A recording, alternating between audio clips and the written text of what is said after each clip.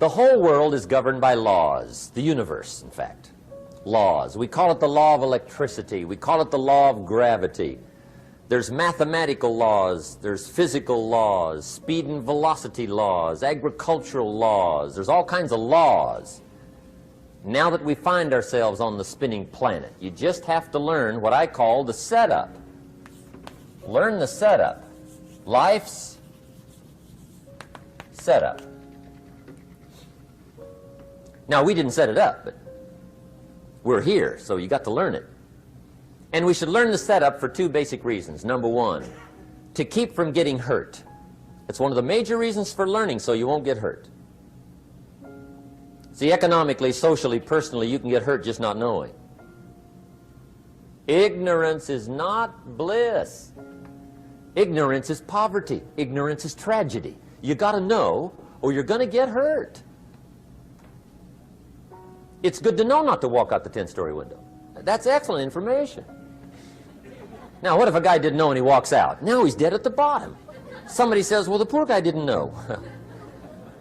You got to know, or you're going to get hurt. Okay. Now, here's a parenthesis. You don't have to like the setup. I don't ask you to like how it is. That's not what's important. But it is important to learn how it is. Okay, so you don't have to like it, but you should learn it. That's what I tell the kids, right? Make sure you get the information. What you think about it, that's up to you. What you're going to do with it, that'll soon be up to you. But make sure you get it. See, there's nothing worse than being stupid. Nothing. I mean, being broke is bad, but being stupid is awful. And what's really bad is being broke and stupid, right? That's about the end of the world. I mean, there isn't anything much worse than that. Unless you're sick. Sick, broken, stupid. I mean, that is it, right? There's nowhere else to go. So make sure you get the information. It's key. You don't have to like it, but learn it. If this big monstrous thing lifts up in the sky, hangs there for a little while, cuts loose, comes crashing down, boom, shakes the ground for 5 miles. And then this big monstrous thing lifts back up in the sky, hangs there for a little while, cuts loose again, comes crashing down, boom, shakes the ground for 5 miles. It just keeps doing it, this big monstrous thing, lifting up and then crashing down, boom. Now, you might come along one day and say, that's got to be a stupid arrangement, which is okay. You're entitled to your opinion. But the first thing you should learn to do is get out from under it, right? That's number one.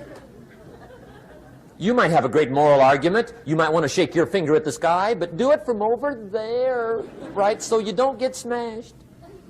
It's called your basic smart. So number one, learn so you won't get hurt. Whether you like it or not, learn. Now here's the second reason for learning, the setup, to benefit. It's called the plus of life. And that's what life is, right? Both minus and plus. The minus is tragedy, heartache, misery, failure, unhappiness. But life is also happiness, prosperity, good feelings. So here's the key. Learn to get on the good side of the way things work.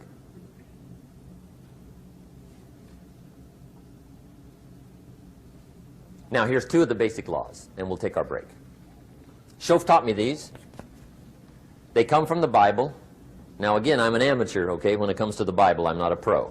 So you'll sort of have to take my way of putting it. But here they are. The first one is the law of use.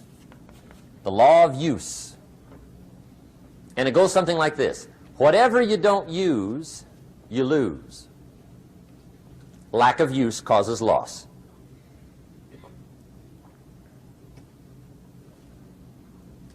On this planet, maybe not the next one, but on this one, if you tie your arm to your body, leave it there long enough, you'll never use it again. It's over for the arm. Now, it may not be over, but it's over for the arm. The only way to keep the use of this arm is what? Keep using it. If you quit, you lose automatically. They don't bring it up for a vote. You lose automatically when you quit. Now, the same thing that goes for your arm goes for your brain, mentality. The same thing goes for all the human virtues. Ambition, unused, declines. Strong feelings, unused, diminish. It doesn't grow, it diminishes. Faith, unused, decreases. It's a law. Vitality, unused, diminishes. Energy, unused, decreases. The guy says, well, I'm going to save up my energy. You can't do that. That's like trying to save today, put it on the end of the year. See, you can't do that. They'll come take you away. If you don't use today, what? It's lost.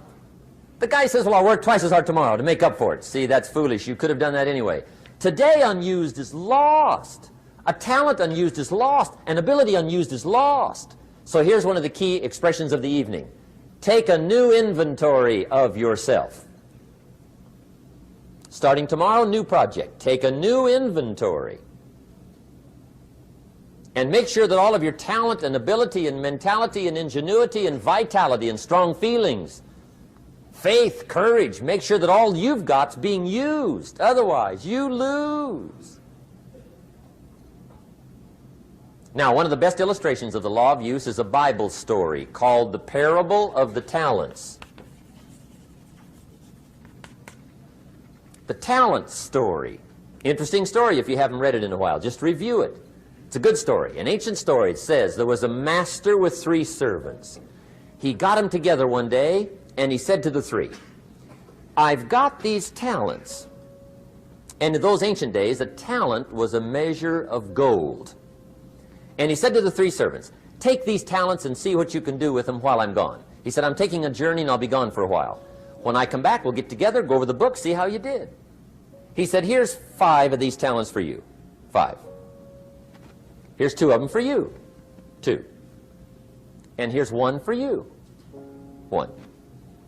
The master said, take those talents, see what you can do with them. When I come back, we'll get together, we'll go over it all. The servant said, okay, master takes off. According to the ancient story, the master comes back from his trip. When he gets back, he gets the 3 servants together, and as he said he would, he asks, how did it go with those talents? You were 5. What happened? That servant said, well, I took the 5 talents you gave me, and I put them to work. A little shaky at first, but he said things finally got rolling, and he said, I poured it on. And he said, my talents grew to 7, 8, 9, 10. He said, I doubled my talents from 5 to 10. Books will show. Master said,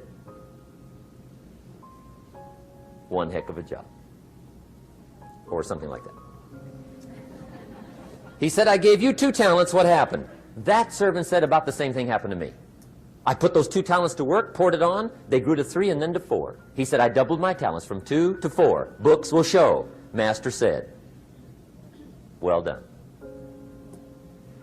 He said, I gave you 1 talent. What happened? That servant said, well, I took the talents you gave me, and I carefully wrapped it, and I dug a hole and buried it. And camouflaged it, I suppose, right? So nobody would steal it. And he said, fortunately, nobody got it. And he said, I knew you were going to be here today, so I dug it up. Here it is, safely wrapped. I did not lose it while you were gone. According to the ancient story, the master said, take that talent away from him and give it to the man that's got 10. Now you might say, well, I don't like that arrangement. The poor guy's only got 1 talent. He's already got 10. It ought to be more even. Remember, I didn't ask you to like it. But this one I would ask you to learn, because it simply means whatever you do not employ, you forfeit. It's a law. So learn well the law of use.